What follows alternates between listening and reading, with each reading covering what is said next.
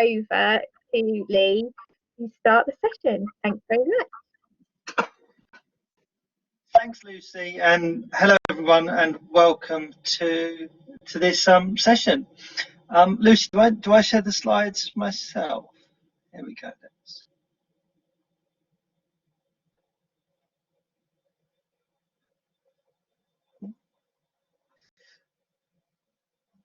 Great. And just to check, can you hear me and see me okay? Brilliant, thank you. Okay, so let's get started. So welcome and thank you all for joining us this afternoon. As Lucy said, my name is Lee Jarvis. I teach on issues around security and terrorism and conflict and violence and warfare, those sorts of topics within our degrees on international relations and politics here at the University of East Anglia. And what I thought I'd speak to you a little bit about today is this theme of cyber terrorism.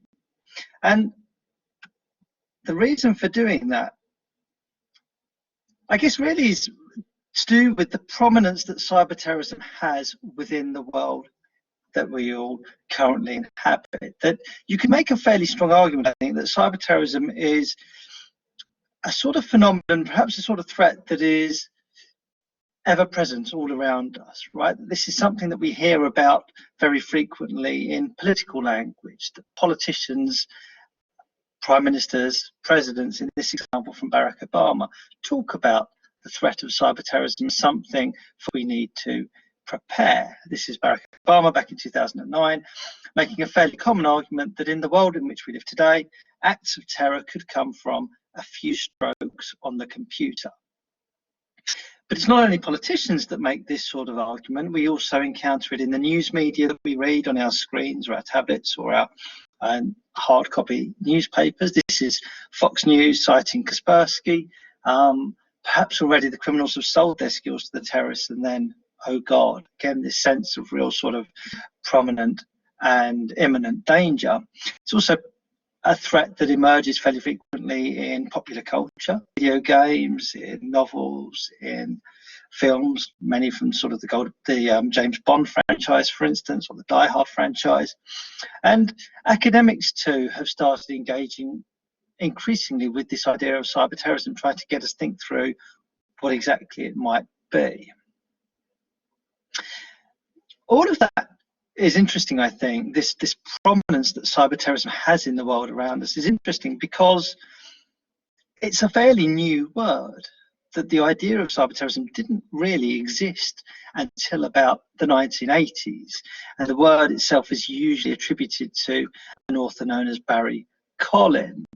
And the reason that we see this idea of cyber terrorism becoming prominent at that time and from then onwards, really, I think is a product of the world that the 1980s was giving us, right? That we were living in a really tumultuous time. We've been moving away from a Cold War world where the key threats and challenges facing states like the United Kingdom and the United States were very obvious and very present and had been fairly consistent over 40 years or so. We were moving to a world where lots of people were thinking about the emergence of new threats, new challenges. What happens once the Cold War is over? Where are our main sources of danger coming from then? But the 90s is also a period, of course, where you're seeing the spread, the emergence and the spread of new technologies. This is where the internet becomes increasingly evident within financial spheres, political spheres, and everyday life to a certain extent a little bit later too. So this idea of cyber terrorism comes at that moment, probably because no one's really sure what the next set of threats and dangers are going to be, and no one really understands what these new technologies, these new digital technologies are going to do for our life. And I guess I would make an argument that it's really from around about the mid-1990s that it becomes a really prominent concern for government officials. This is just another example from Britain's former Chancellor of the Exchequer, George Osborne, arguing in the context of ISIL, Daesh, Islamic State, that this is an organisation already using the internet, doing their best to build the capability needed to kill people through cyber attacks. That when we want to tackle an organisation like Islamic State, we need to think about tackling their cyber threat as well as the threat of their guns, their bombs, and their knives. Again, it's repeating this sort of argument, this sort of logic that has been with us now for a number of years. So what I want to speak to you about today really is these two questions, to think about what we make of this sort of pervasiveness. And I really want to structure my talk around, firstly, this definitional question: what exactly is cyber terrorism? How do we distinguish it from other forms of terrorism? How do we distinguish it from other forms of digital activity, cybercrime, cyber espionage, hacktivism, and so forth? And then at the end of the talk, I want to move towards this question of threat. What sort of a threat does terrorism pose, and how afraid do you think we should be? I should say, as I'm talking, if you have any questions as I'm going, please do put them into the chat box, and I will do my best to try to address them or to build my talk around your comments or your questions. I'm really interested to hear what you all think. So let's start with this definitional question: what is cyber terrorism? The short answer to that, unfortunately, but as with many things related to terrorism, is no one really knows, or put it slightly more generously, no one really agrees. And you could make an argument, I think, that there are two opposing but quite prominent arguments that are made here. So on the one hand, there is an approach to cyber terrorism which we would call a narrow view, which says that we should use this term to refer to those occasions where terrorist groups conduct attacks through the use of digital technologies. So in those instances where terrorist organizations manage to cause physical harm through the use of digital technologies, then that's what we're thinking about when we use the word cyber terrorism. That's what we should be thinking about. And the sorts of scenarios that academics have spoken about here have been things like terrorists hacking into air traffic control systems and causing aircraft to collide, that sort of thing. Hacking into food production plants in order to change the levels of chemicals and so forth in the food that we eat to cause harm further down the line. Those sorts of scenarios have been the hypothesized ones. This is a very narrow view of cyber terrorism. The argument here is that we should use the term fairly sparingly, in a very restrictive way, only where real world harm is caused through digital technologies. The counter argument, which we might refer to as a broad view, would be cyber terrorism refers to any combination really of terrorism and the internet. So any instance where terrorist groups engage with the internet or digital technology for the purposes of their terrorism, we can be referred to as instances of cyber terrorism. And I'm going to give you a few examples in a minute as to the sorts of things that we might be thinking about there, because what becomes clear very quickly is that if you want to think about cyber terrorism in this very broad way, in terms of any terrorist use of the internet, then you're talking about a very, very wide range of activities indeed. So McDonald and David Mayer, a couple of colleagues of mine, wrote a really nice chapter a little while ago looking at some of the different ways in which terrorists use the internet. And they identified 6 really important ones. That in the first instance, terrorists use the internet to recruit members to their organizations and to network. So we might be thinking there about the use of extremist websites to attract would-be followers to a cause or to an organization. One issue that's particularly important there is to think about what sort of individuals have historically had most access to the internet or spent most time on the internet. Often, in many parts of the world, it's young males, which are often, in many instances, although not always, the sorts of individuals most likely to be attracted to terrorist organizations as well. A second way, though, in which terrorists use the internet would be some around dynamics of publicity and propaganda, sharing evidence of their campaigns, of their attacks. A really nice recent example might be the shootings in Christchurch, New Zealand, just over a year ago now, where these were live streamed via Facebook, or slightly earlier the organisation Al-Shabaab conducted an attack on the Westgate shopping mall and live tweeted what they were doing in the context of that attack. So this is terrorists using digital technologies, using the internet in order to propagandize, to sort of display and demonstrate what they're doing to a wider audience. There's also areas around training, that lots of big terrorists use the internet in order to learn how to conduct terrorism. So Al-Qaeda, for instance, maintained a digital library for individuals that wanted to conduct violence in the name of that organisation. There's lots of research that's been done on what you might call virtual training camps and the sharing of information around things like bomb making or other forms of terrorist activity there. So already we're looking at quite a wide range of phenomena here. Attack planning and coordination, that the internet is obviously a very good set of resources for identifying potential targets for terrorism, for gathering information about vulnerabilities and that sort of thing. That some of the raids that were conducted in Afghanistan after the, or in the context of the war on terror, for instance, found lots and lots of printouts from Google Earth demonstrating the use of those technologies for sort of planning, coordination, reconnaissance purposes, if you like. And there are also communications technologies involved there too. Fifth, the internet provides a useful source for financing terrorist activities, that there are instances of terrorist organizations maintaining shops to sell merchandise in order to raise funds for their work, or engaging, of course, in things like cybercrime through credit card fraud and the like.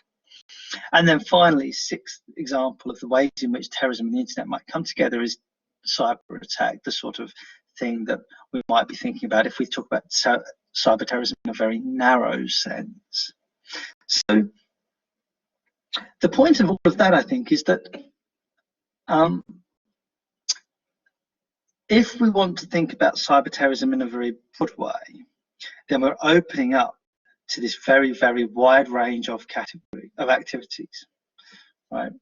But we're using it to include activities that would potentially go as far as even the 9/11 attacks. If you think if the aircraft hijackers had used the internet to purchase their plane tickets, then that would be an example of a terrorist organization using the internet to conduct acts of terror. The question is, how useful is it to broaden out this term cyber terrorism that wide? And then the flip side of that question is, to what extent do we need a specific definition of cyber terrorism at all? Is it useful to use this term? We don't tend to talk about airplane terrorism or vehicular terrorism. We don't tend to specify other types of terrorism by the medium through which they're conducted. So why are we so keen in this instance to do that for something like cyber terrorism? There's a great question here from Alfie in terms of access to the internet and stability to radicalisation and so forth.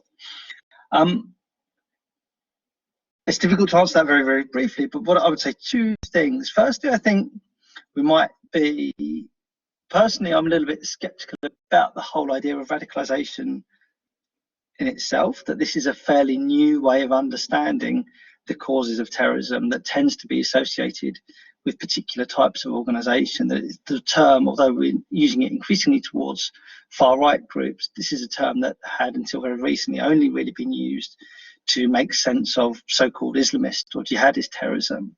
And so I'm sort of wary about using or buying into ideas of radicalisation because they're not always applied equally to different sorts of violence. But there is a very large literature now on gender and terrorism. One of the things that we look at in our terrorism studies module is the extent to which people who identify as male and female are equally or differently likely to engage in acts of terrorism for different or similar motives, and looking at the sorts of roles that they play within terrorist organisations. One of the things that is really interesting there is that you tend to see terrorist groups that are motivated by leftist or progressive forms of politics tend to have a much more equitable approach to their membership, that you see women much more frequently in higher positions of authority and leadership within those organisations than within, say, far right groups. But it's a really interesting question. It's a really interesting area of research, I think. Okay, so I hope that answers that question, or at least gives you something to think about. To move to this second part of my talk, I wanted to say something about the threat that cyber terrorism poses.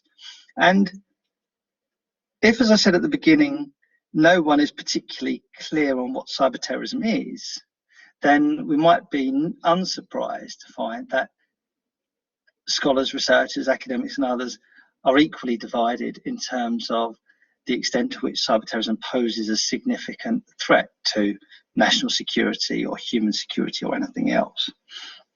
Just to give you an example of that contestability, I've been involved for a long time now with something called the Cyberterrorism Project, which is a collection of academics in different universities around the world researching and writing about issues to do with cyber terrorism. One of the things that we did in that project was to do a survey of academic experts. So we designed a survey, sent it out to lots of academics who published and written books and papers on this topic of cyber terrorism.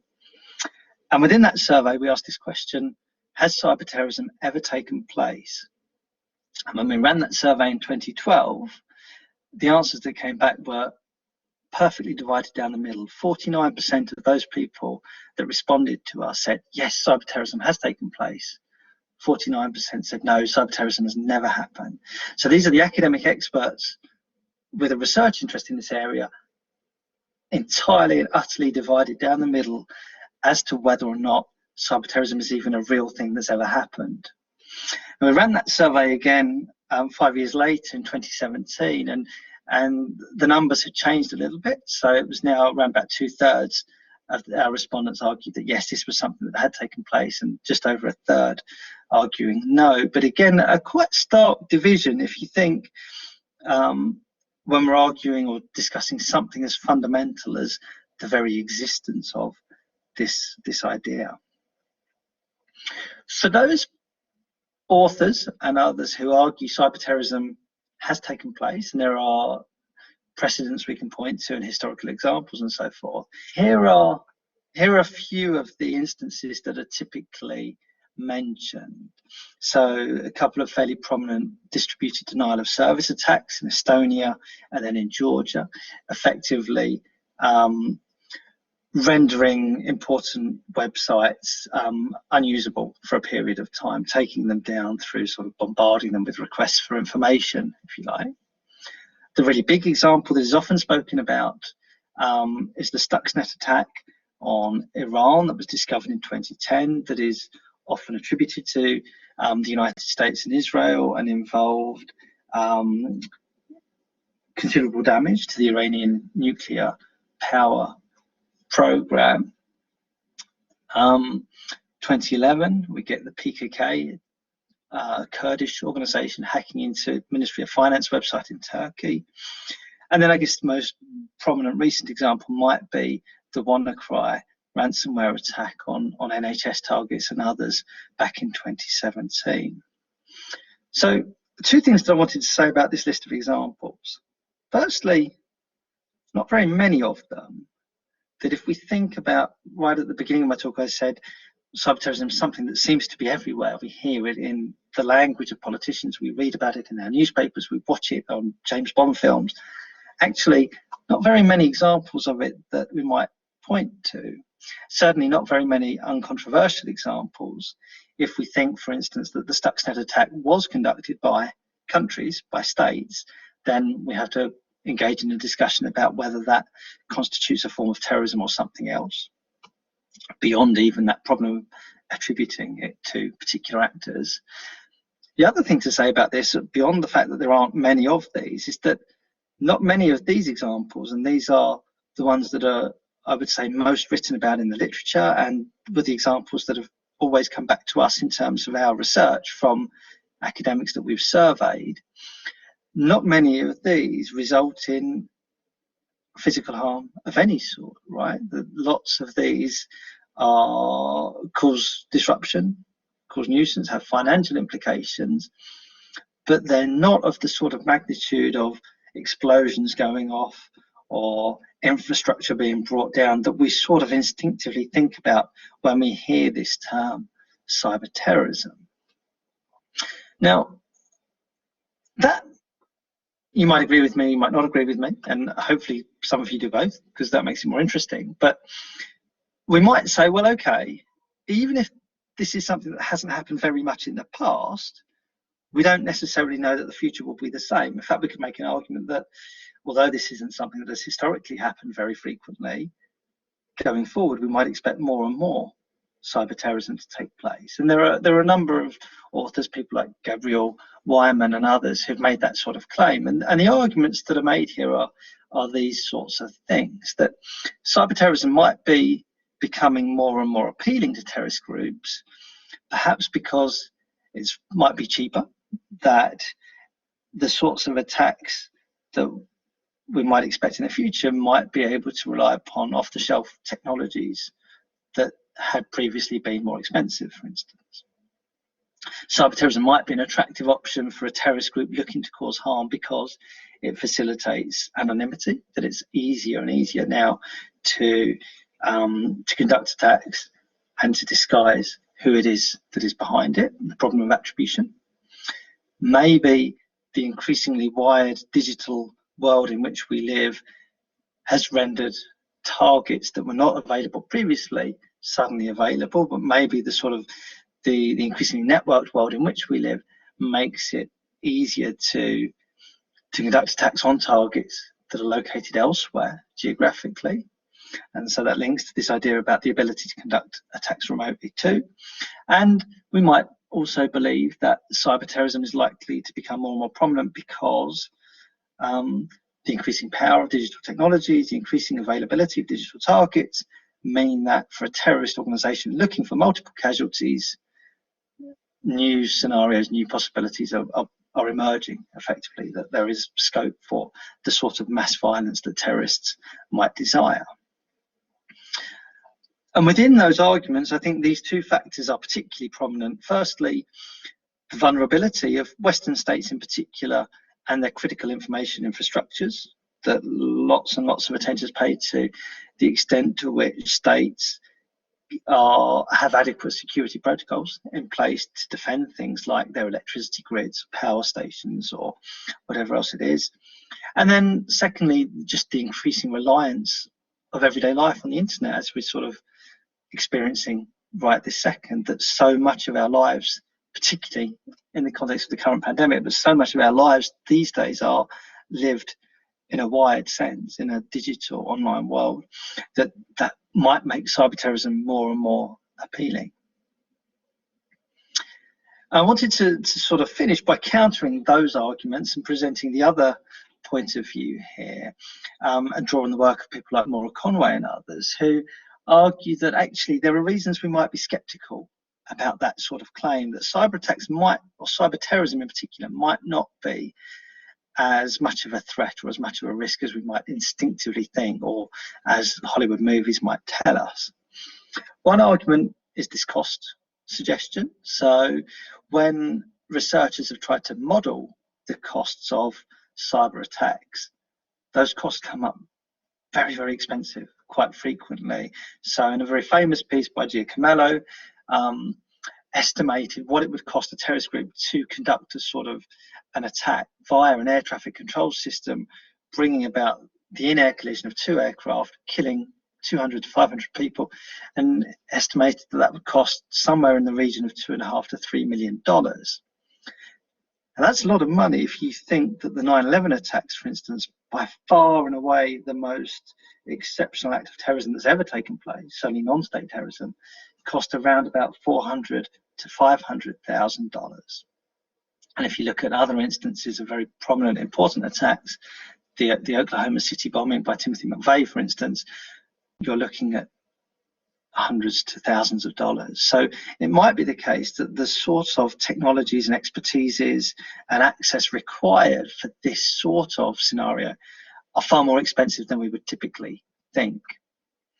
Might also be the case that cyber terrorism is much more complex, much more difficult than other forms of terrorism. And certainly in the history of terrorism more generally, organizations tend to be fairly reluctant to innovate tactically. Organizations tend to work with technologies and means and tools with which they're familiar, because innovating brings with it risks.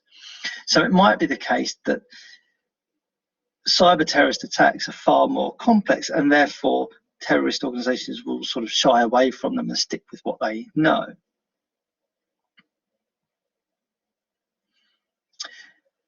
Third factor here is simply the difficulty of causing damage offline, that it's one thing to cause disruption to digital infrastructure, for instance. It's another thing to take the next step and cause offline real world, in inverted commas, harm, that there are very, very few examples of that happening at the moment.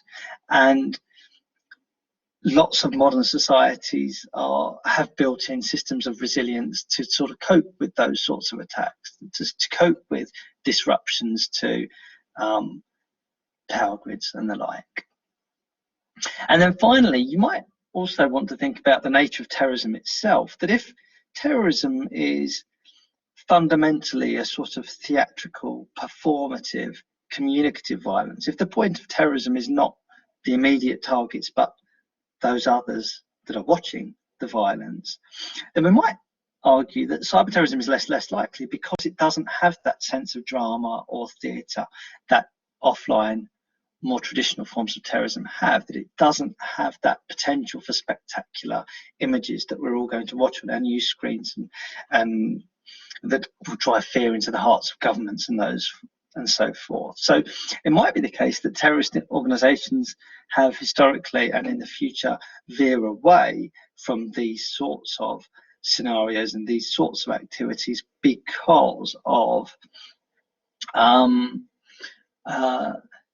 because it doesn't have that sort of theatricality, that drama that drives them.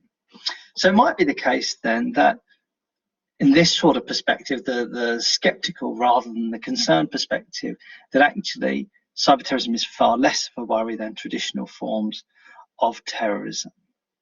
We've got another question come in, I think from Alfie again, in terms of why cyber terrorism has been so expensive. Two things to say about that, I think. Firstly, these projections are only that. These are models and therefore partly speculative. So in a sense, we need to be very, very cautious about the sorts of numbers that are used here. But secondly, the reason is a combination of just the different inputs that are needed for this sort of attack. So if you think about the expertise that is required, if you think about the sort of material technologies that would be required to test capabilities in that sense, if you think about the costs of getting access to potential targets and so forth, all of these things tend to sort of aggregate that it's very easy to think of cyber terrorism as the equivalent of a would-be terrorist going into a local shop or online and purchasing a piece of software and using that to cause harm. But actually the costs build up very, very quickly.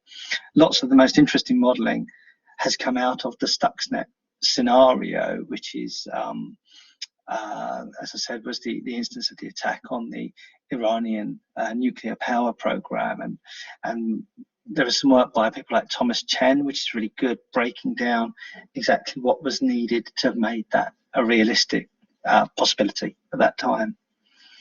I hope that makes sense. I'm happy to sort of speak more about that if that's helpful.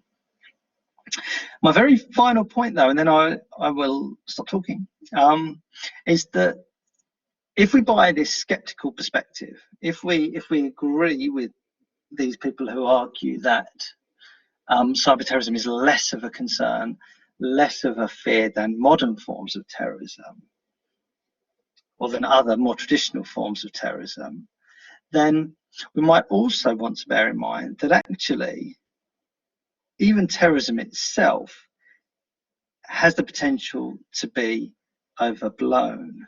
That if there's a risk that the danger of cyber terrorism gets exaggerated or securitized, then that risk is equally true of other forms of terrorism as well. So this is John Mueller and Stewart arguing that if you look at the harm that is caused by terrorism globally, particularly if you look outside of war zones where terrorism tends to be concentrated, then actually terrorism as a security threat is very, very minor, that the risk of being killed by terrorism in many parts of the world, as I say, outside of war zones, is around about the same as the risk of dying through using home appliances or being on a commercial airplane. So where we might want to bear in mind the dangers posed by cyberterrorism, we might also want to think carefully about and bear in mind that the risk posed by all forms of terrorism is perhaps not as great or as significant as we might think it would be. So I've got a couple of questions come in, which I'll have a go at answering. In fact, I've got one more slide, which is my conclusion, and then I'll come to those questions. And if anyone else has others, do put them up. So to wrap up this part of my talk, what I wanted to say is that these two big questions that we've been looking at today, what is cyberterrorism, what sort of threat does it pose? There's no real agreement on any of it. And that's true, I think, of lots of topics to do with terrorism and political violence more broadly.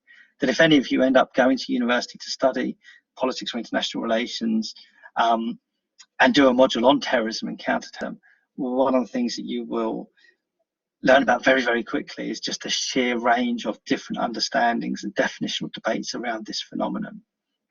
So there's no real agreement here on what is cyberterrorism, what causes it, what kind of a threat it poses. Partly that's definitional, but partly that's to do with a lack of readily accessible examples, and partly that's just to do with different perspectives on the world as a whole. What we tend to see for researchers and academics who want to talk about the threat posed by terrorism going forward is a series of shortcuts that have to be made to therefore get around these problems. So you get examples of attempts to think about the threat of cyberterrorism through analogies, so through thinking about other types of cyber activity and seeing what we can learn from studying something like hacktivism, for instance, or using simulations and models that are based upon particular assumptions and ideas about what could happen, what might happen, what is likely, so forth. Or you end up with thought experiments and hypothetical situations. One of the things that really interests me there is that when researchers and analysts tend to think about or tend to engage in thought experiments and hypothetical scenarios, there's a temptation towards worst case instances. So thank you. That's my pitch to you, I guess, in terms of how we might think about cyberterrorism and its threat. I'll start going through some of these questions and see what you think about my answers. So I've got one from Morgan which says about terrorism outside war zone. So that work is, John Mueller is the best person I think to read on this. He's written a lot on how the threat of terrorism in his view is overblown. It's a kind of argument that's very prominent within what's referred to as critical terrorism studies, which is sort of where my research is located.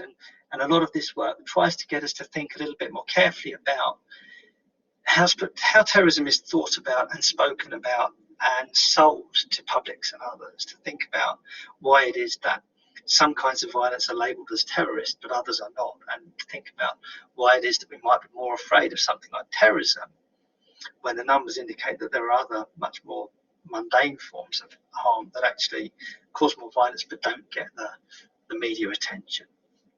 So yeah, John Mueller is the person to read there. Yeah, interesting question in terms of cyberterrorism vis-a-vis other forms of terrorism. I guess that depends on how we think of terrorism itself. If you think terrorism is simply a rational calculation, if it's just one choice that a particular type of organisation engages in, then you would expect so, right? That you would expect terrorist groups to be making calculations about the cost and the benefits of particular kinds of actions. So if cyber terrorism becomes cheaper or more likely to cause more harm, then you would expect other types of violence to drop down, and vice versa, right?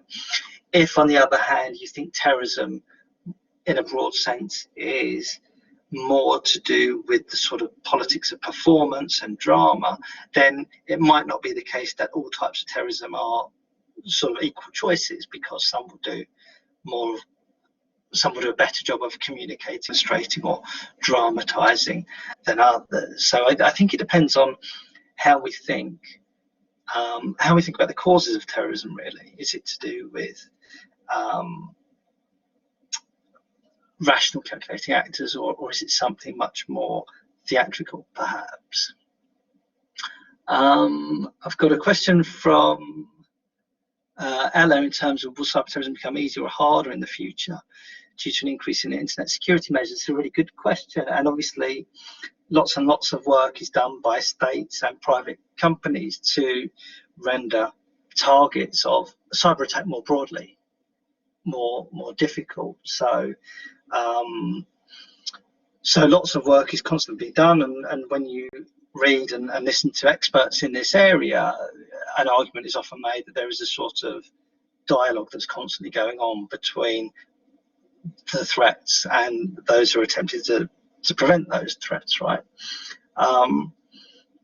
It's not only sort of digital-based mechanisms that have a role in making cyberterrorism less of a threat. I would argue that there's also a place for things like domestic law and international law that can provide part of the resources for governments and others to respond to and reduce and diminish the threat that this type of violence poses as well.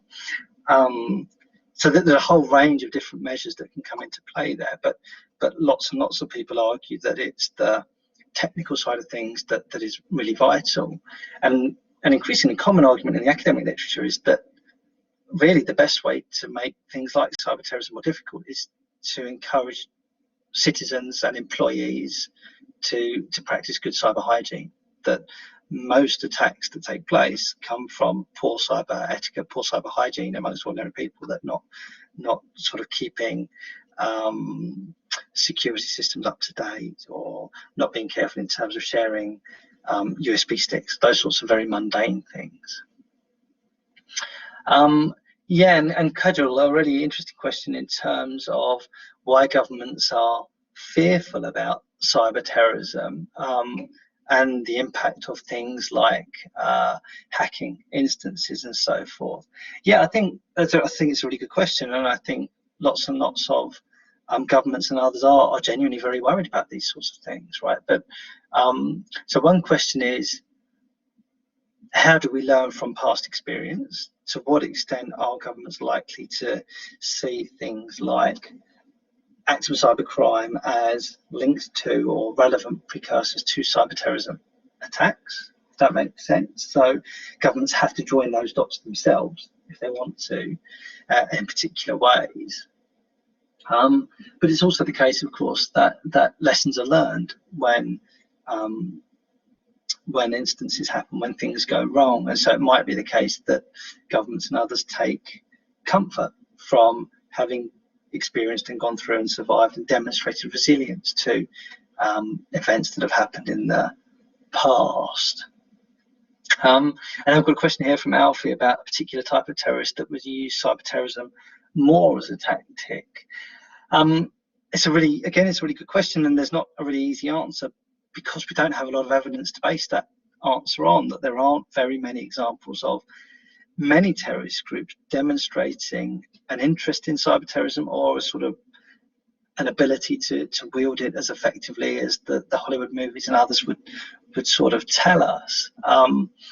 So I guess the answer to that will be a combination of opportunity. So if cyber terrorism does become more of a threat in the future, that will be in places where there is that sort of understanding, knowledge, expertise, and so on, and also availability of things like the digital technologies and the access to that's required, as well as on top, so opportunity, but also motive, right? As well as it will involve some combination of desire to conduct this form of terrorism. And it is interesting, I think, that we haven't had as many examples of this as we might have feared and we might have expected. Who knows if that will change going forward. So I hope that answers some of those questions. Thank you for them, really interesting and difficult ones. So thanks.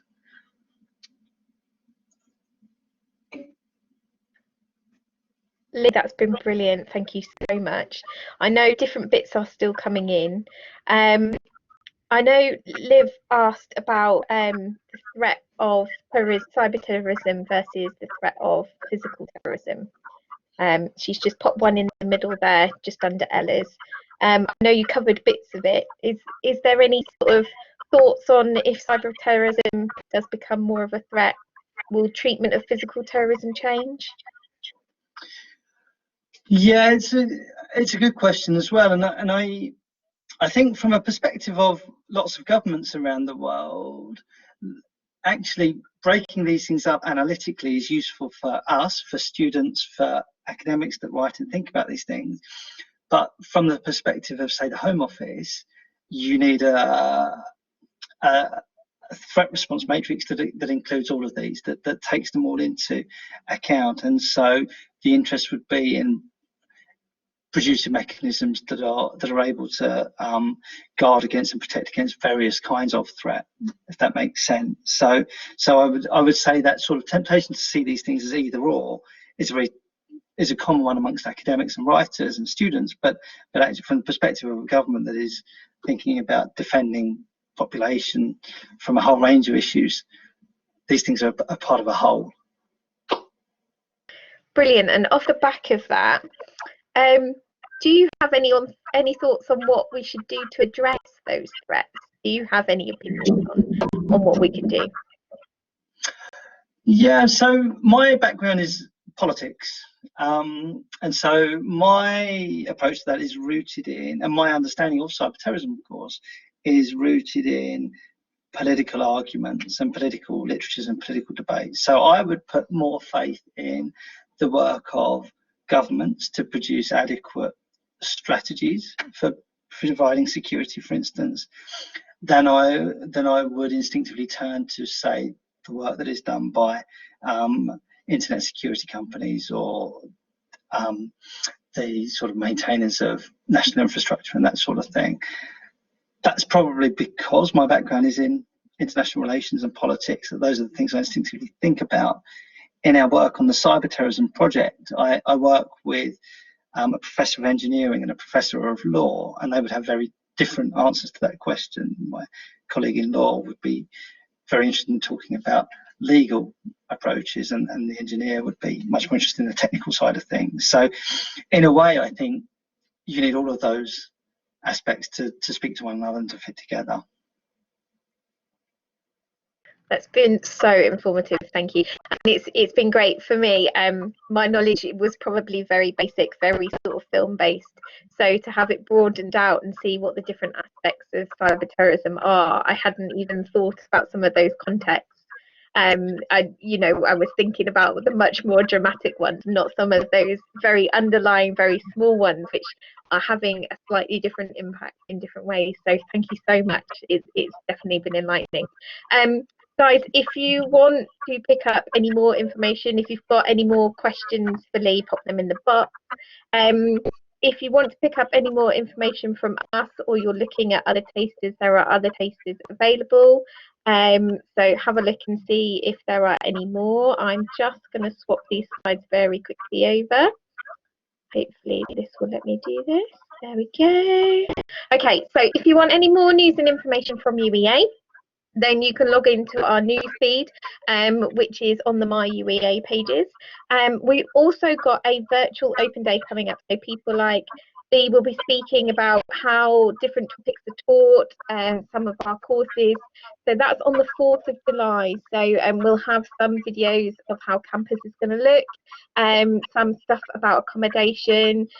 We've got further information going out about different subjects. So have a look and check out that open day on the 4th of July. Lee, we have had a comment, if you are willing to, is there a good contact address for you? Yeah, of course. So that's my website, and that's my email address. Feel free to get in touch that way, or I think that's my Twitter handle. So you can get in touch with me in any of those ways, really, about the content rather than sort of admissions questions, right? Generally about cyberterrorism. Thank you so much. That's brilliant.